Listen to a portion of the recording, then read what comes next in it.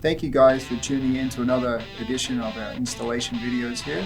Today we're going to show you the roll-on lock install. The first step is obviously safety, so we're going to be putting on our booties, our sleeves, goggles, dust masks, and don't forget the eye protection too. We're using the 20-inch on-floor 220 volt machine. It has magnetic plates at the base here which are holding in our 2-segment cha-ching diamonds. Those diamonds are approximately 30 to 40 grit.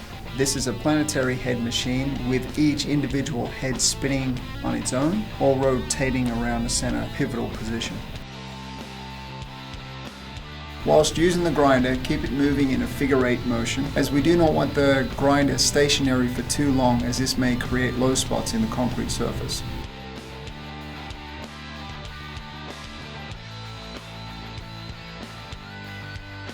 After grinding the floor, thoroughly vacuum the surface.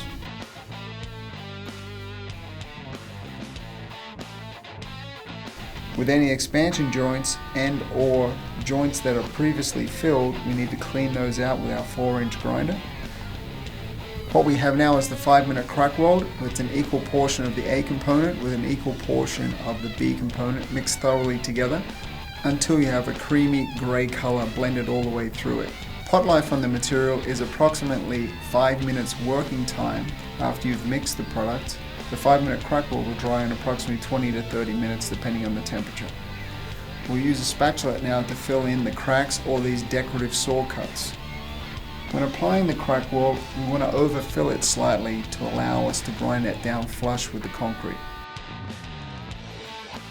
After you've mixed each batch of the crack weld, wipe the tools down clean with acetone. After the crack weld is dried, you can go over it with the 20-inch grinder or alternatively with a 7-inch hand grinder, making sure to grind it down flush with the concrete surface. Again, vacuum the concrete to pick up any dust or residue left over. Applying masking tape to the walls will definitely help you keep a clean installation and stop any splatter marks. For a typical 500 square foot garage floor, we'll have 2 kits of the 4195 direct to concrete epoxy primer. Prior to mixing the A and B components, please pre-mix the A component to blend in the pigments that may have settled to the bottom of the bucket. After pre-mixing the A component, pour it off into a 5-gallon mixing container. We will add the B component. Make sure that you scrape all the walls of the buckets to get the excess material out of the bucket. We're also using the 41 series accelerators here, which should give us a dry time of approximately 6 hours at 75-degree weather. Slowly add the 41 series accelerators as you are blending the A and B components. Thoroughly mix the A and B component with the accelerators, then pour it off into a second mixing vessel and mix for another 30 seconds. This is to ensure that all unmixed material around the edges of the container or the buckets are thoroughly mixed in. Pour off approximately 1 inch into a cutting pot and we'll begin cutting in the stem walls first. You can use a 4-inch chipper brush for this, along with a 4 to 6-inch weenie roller. Have one installer cut in the stem walls while the other installer pours a nice even ribbon 3 to 4 inches across the floor with the 4195. The 4195 in mass will heat up faster, so what we'd like to do is spread the product out on the floor first as even as possible. Continue pouring a nice even ribbon all the way across the floor, making sure that we keep a wet edge at all times. Using the same method as before, we'll now mix the second kit of 4195. Mix the A and B thoroughly with the 41 series accelerator and always transfer it into a second mixing vessel for another 30 seconds.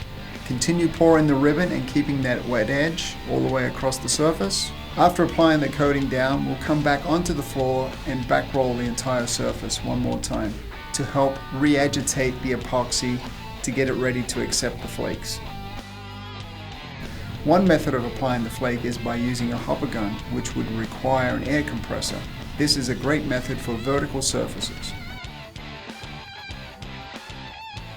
The other method is to broadcast the flake by hand. In this instance, we would be doing the stem walls first. allowing the flake to settle onto the concrete. We are looking to get a medium broadcast at first.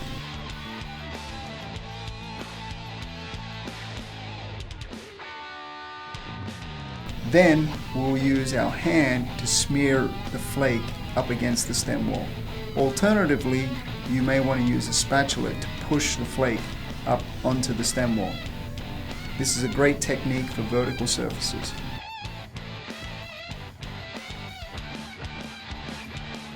In this instance, we are doing the stem wall and the floor at the same time. So right now, we are hand broadcasting into the stem wall with approximately 2/3 coverage.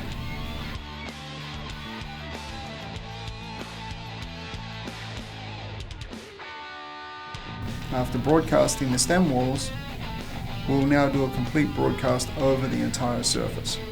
We are looking for approximately 80% coverage on the first broadcast.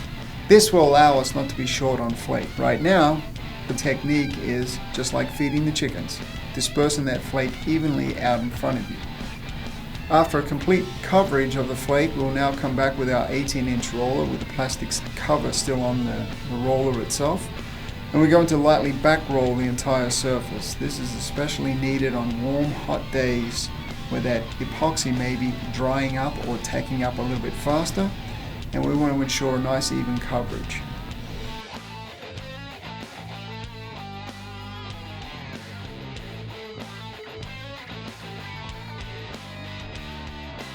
Prior to scraping the flake, we are using a blower here to reclaim the excess flake on the surface. And as you can see, there's quite a bit of flake to reclaim.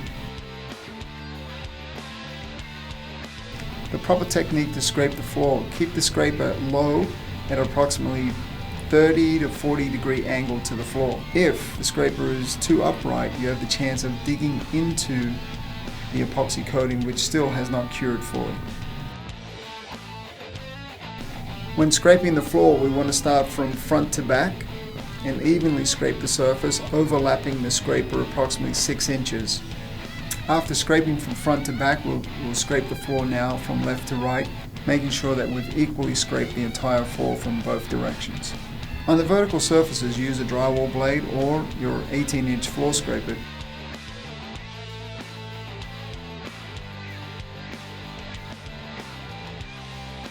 As for the expansion joints, use a spatula to open up and clean out the joints.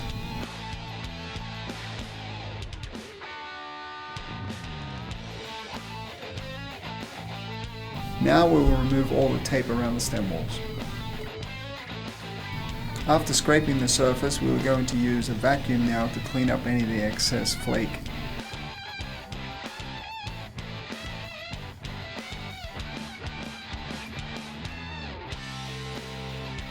Our Topcoat Sealer here is a 2-gallon kit of the 5085. This is our low odor, high solids polyaspartic clear coat. Pre-mix the A and B components prior to pouring them off into the mixing vessel, making sure that we use a scraper to get all the excess material out of the buckets. Mix for 2 to 3 minutes, being careful not to overmix the product and creating too many air bubbles in the material itself. Then transfer the product into a second mixing vessel and mix for another 30 seconds.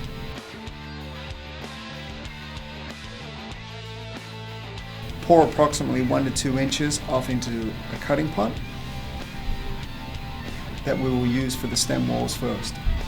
Use a 3 to 4 inch chipper brush along with a 6-inch weenie roller to coat the stem walls. We are going to be using the 24-inch magic trowel to squeegee out the product. We are able to walk on the flake now using our spike shoes.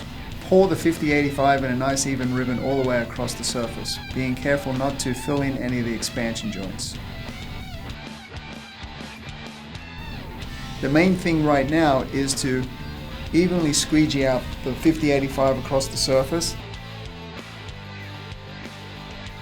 Then we'll come back with our 18-inch lint-free nap rollers to evenly disperse it across the entire surface. The 5085 has a pot life of 55 minutes with an open time after applying the product with a magic trowel of approximately 30 minutes to evenly back roll the entire surface. You may have to do this once or twice to get the coverage that you need.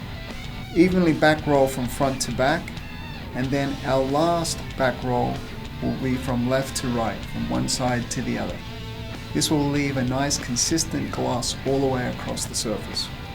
If you have any questions, please feel free to give us a call, or you can reach us on our website at versatile.net. Thank you very much and have a great day.